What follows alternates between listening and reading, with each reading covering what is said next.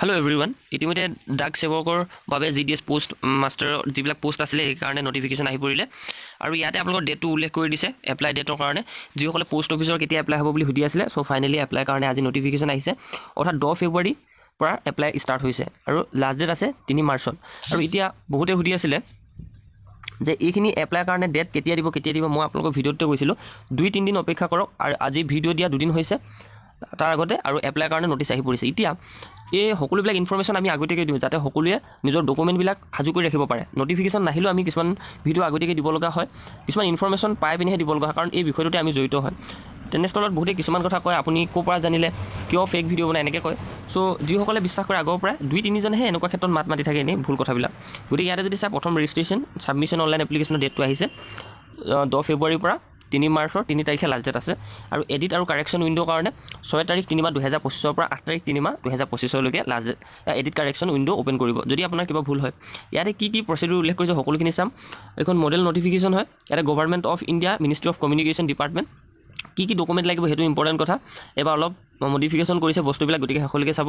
আৰু ডাক ভৱন সানসদ মাৰ্গ আৰু ডেটটো 7 তাৰিখ 2 মাহ 2025 নটিফিকেশ্যন ৰিগাৰ্ডিং ডাক গ্ৰামীণ ডাক সেৱক জিডিএছ অনলাইন এংগেজমেণ্ট শেডিউল 1 আৰু ইয়াতে জানুৱাৰী 2025 বুলি উল্লেখ কৰিছে আৰু ইয়াতে নেক্সট কথাটো উল্লেখ কৰিছে ইম্পৰ্টেণ্ট এইখিনি ব্ৰাঞ্চ পোষ্ট মাষ্টাৰ যিটো প্ৰফাইল হয় প্ৰফাইলটো কি কৰিব লাগে সেইখিনি আছে নেক্সট আছে আপোনালোকৰ এছিষ্টেণ্ট ব্ৰাঞ্চ পোষ্ট মাষ্টাৰ এবিপিএমৰ কাৰণে জব প্ৰফাইল উল্লেখ কৰিছে এইখিনি চাই ল'ব ডাক সেৱকৰ কাৰণে উল্লেখ কৰিছে নেক্সট আমি ইম্পৰ্টেণ্ট কথাখিনি পাতিম আৰু চেলাৰী এলাৱেঞ্চ এমুলমেণ্টখিনি যিটো আপোনালোকৰ বিপিএমৰ কাৰণে 12,000 পৰা 29,380 টকা এবিপিএম ডাক সেৱকৰ কাৰণে 10,000 পৰা 24,470 টকা আৰু ইয়াতে মোক বহুতে কম্পিউটাৰ চাৰ্টিফিকেট মেণ্ডেটৰী নেকি সেইটো কথা আলোচনা কৰিম এজ লিমিটটো যদি চাই 18 পৰা 40 বছৰ বয়স হ'লকে maximum subject to relaxation age পাৰা 6 বিলো অৰ্থাৎ পাৰা এ বুলি এটা ইয়াতে আছে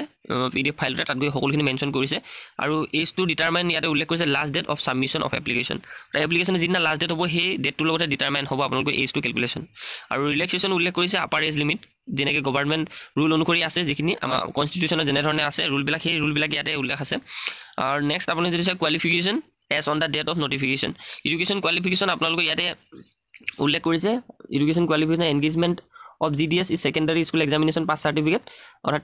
10 ষ্টেণ্ডাৰ্ড পাছিং মাৰ্ক আৰু লগতে mathematics and English conducted by any recognised board বা স্কুল ইয়াতে উল্লেখ কৰি দিছে যিটো গভৰ্ণমেণ্ট ষ্টেট গভৰ্ণমেণ্টো হ'লেও হ'ব ইউনিয়ন টেৰিটৰিজৰ হ'লেও হ'ব ইউনিয়ন টেৰিটৰিজৰ বা গভৰ্ণমেণ্ট অফ ইণ্ডিয়া হ'লেও হ'ব মানে আপোনালোকৰ যিকোনো এখন 10 পাছ চাৰ্টিফিকেট আৰু ধৰি লওক মাৰ্কশ্বিট এইখিনিয়ে প্ৰয়োজন হয় ইয়াত নেক্সট হৈছে applicant should have studied local language অৰ্থাৎ আপুনি লোকেল লেংগুৱেজটো জনা হ'ব লাগিব যেনে আমাৰ অসমীয়া ল'ৰা ছোৱালী অসমীয়া ভাষাটো ক'ব পাৰিব লাগিব তেনেকুৱা কথা ইয়াতে উল্লেখ কৰিছে আৰু লগতে ইয়াতে আপোনালোকৰ স্পেচিয়েল প্ৰভিজনো কিছুমান আছে সেইখিনি আমি আলোচনা নকৰোঁ অৰ্ডাৰ কোৱালিফিকেশ্যন কি মেণ্ডেটৰী হয় প্ৰথমটো কথা হৈছে নলেজ অফ কম্পিউটাৰ ইয়াতে আপোনালোকৰ কোনো ধৰণৰ কম্পিউটাৰ চাৰ্টিফিকেট নালাগে কম্পিউটাৰটো আপুনি টিপিব জানিলে হৈ গ'ল টাইপিং কৰিব জানিলে হৈ গ'ল অলপ সৰু সুৰা কথা জানিলে হৈ গ'ল কম্পিউটাৰৰ বিষয়ত ইয়াতে কোনো ধৰণৰ যিহেতু পৰীক্ষা নহয় আপোনালোকে জানিম ইয়াত অনলি আপুনি কম্পিউটাৰ নলেজটোহে লাগে কম্পিউটাৰ চাৰ্টিফিকেট নালাগে বা ডিপ্ল'মাৰ প্ৰয়োজন নাই আৰু চাইকেল চলাব পৰা হ'ব লাগিব এডেকুৱেট মিনছ অফ লিভলিহুড আৰু লগতে ইয়াতে আপোনালোকৰ ৰিজাৰ্ভেশ্যনো আছে SC ST OBC কাৰণে PW BD EWSৰ কাৰণেও ইয়াতে প্ৰেছক্ৰাইব কৰিছে ফৰ্মেট অফ চাৰ্টিফিকেটো ইয়াতে উপলব্ধ আছে আৰু এইখন আমাৰ টেলিগ্ৰাম চেনেলত পাব আৰু ইয়াতে আপোনালোকৰ PWD কাৰণেও আছে সকলোখিনি কেনেকৈ এপ্লাই কৰিব অনলাইন ডেটটো ষ্টাৰ্ট হ'লে যিহেতু 10 ফেব্ৰুৱাৰীৰ পৰা চলিছে কালিৰ পৰা চলি আছে আৰু আজি হৈছে 11 ফেব্ৰুৱাৰী গতিকে এপ্লাই কৰিব পাৰিব আৰু ইয়াত কেনেকৈ আপুনি পাব মেৰিট লিষ্ট প্ৰিপেয়াৰ কৰিব ইয়াতে আপোনালোকৰ মাৰ্কৰ বেচিছত পাৰ্চেণ্টেজ যিমানটো থাকিব সিমানটো পাৰ্চেণ্টেজ থকা হ'লে ইয়াত পাব এতিয়া এপ্লাই কেনেকৈ কৰিব বহুতে সোধে যে আমি কোনটো এপ্লাই কৰিলে কেনেকৈ চাকৰিটো পোৱা বেছি সম্ভৱ হয় এই সকলোবিলাক আমি নেক্সট ভিডিঅ'ত বিতংভাৱে আলোচনা কৰিম গতিকে টেলিগ্ৰাম চেনেলটো জইন কৰিব আৰু ইউটিউব ভিডিঅ'টো ছাবস্ক্ৰাইব কৰক যাতে আপোনালোকে সকলোখিনি গম পায় আৰু ভিডিঅ'টো লাইক কৰক কাৰণ ইনফৰমেশ্যন টাইম টু টাইম আমি দিয়ে থাকোঁ সকলোখিনি আৰু ইয়াতে আপোনালোকৰ ডকুমেণ্ট অৰিজিনেল কি প্ৰয়োজন হ'ব মেইন কথাটো হৈছে কাষ্ট চাৰ্টিফিকেটটোৰ কথা মোক বহুতে সুধি আছিলে কাষ্ট চাৰ্টিফিকেটখন আপোনালোকৰ চেণ্ট্ৰেলৰ লাগিব অসমৰ কাষ্ট চাৰ্টিফিকেটখন হ'লে নহ'ব যদি আপুনি চাকৰিটো পায় তেতিয়া আপোনাৰ যেটো ৰিজেক্ট হৈ যাব পাৰে নহয় হৈ যাব যদি আসামৰ কাষ্ট চাৰ্টিফিকেটখন হয় আপুনি চেণ্ট্ৰেল কাষ্টখন উলিয়াই ৰাখিব বাকি মাৰ্কশ্বিট 10 ক্লাছৰ আইডেণ্টি প্ৰুফটো থাকিব আধাৰ কাৰ্ডটো আৰু যদি যিসকল PWD হয় ফিজিকেল উইকনেছ পাৰ্চন হয় তেওঁলোকৰ কাৰণে PWD চাৰ্টিফিকেট যদি আপুনি EWS চাৰ্টিফিকেট আছে তেতিয়া EWS ট্ৰান্সজেণ্ডাৰ যদি হয় ট্ৰান্সজেণ্ডাৰ চাৰ্টিফিকেট লাগিব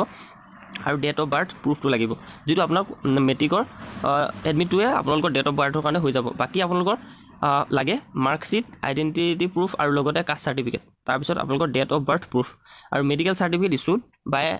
medical officer of any government এইটো পাছত উলিয়াব পাৰে সকলোৱে মেডিকেল চাৰ্টিফিকেটটো মেডিকেল অফিচাৰৰ পৰা বাকী আপোনালোকে এইখিনি আছিলে ইম্পৰ্টেণ্টখিনি যিটো হস্পিটেল গভৰ্ণমেণ্ট ডিছপেঞ্চেৰিজৰ পৰা উলিয়ালে হ'ব ইয়াতে সকলোখিনি উল্লেখ কৰি দিছে আৰু এইটো কম্পালচৰি হয় যিটো মেডিকেল চাৰ্টিফিকেটটো নেক্সট আপোনালোকৰ চাৰ্টিফিকেট এই সকলোবিলাক উল্লেখ কৰি দিছে বাকী কেনেকৈ এপ্লাই কৰিব লাগিব ক'ত এপ্লাই কৰিলে আপুনি পোৱা সুযোগটো বেছি আছে সেইখিনি বিষয়ে পাবৰ কাৰণে কমেণ্ট কৰিব নেক্সট ভিডিঅ'টো আপোনালোকক টাইম টু টাইম দি থকা হ'ব গতিকে চেনেলটো ছাবস্ক্ৰাইব কৰিব টেলিগ্ৰাম চেনেলটোত জইন হ'ব সকলোখিনি বিতংভাৱে পাই থাকিব আৰু ক'ত কি ৰিজাৰ্ভেশ্যন আছে সকলোখিনি আমি ডিটেইলকৈ আলোচনা কৰিম তো সোনকালে ভিডিঅ'টো দি দিছোঁ যাতে সকলোৱে আগতীয়াকৈ গম পায় আৰু ভিডিঅ'টো আপোনালোকক আগতীয়াকৈ কিয় বনোৱা হয় যাতে সকলোখিনি কথা আগতীয়াকৈ গম পায় চ' ফেক বুলি 2-3জনে ভাবে বাকী যিমানখিনি জড়িত হৈ থাকে সকলোৱে ছাপৰ্টিভে হয় সকলোৱে আগবঢ়াই নি আছে তো থেংক ইউ আৰু ভিডিঅ'টো ইমানতে সমাপ্ত কৰিছোঁ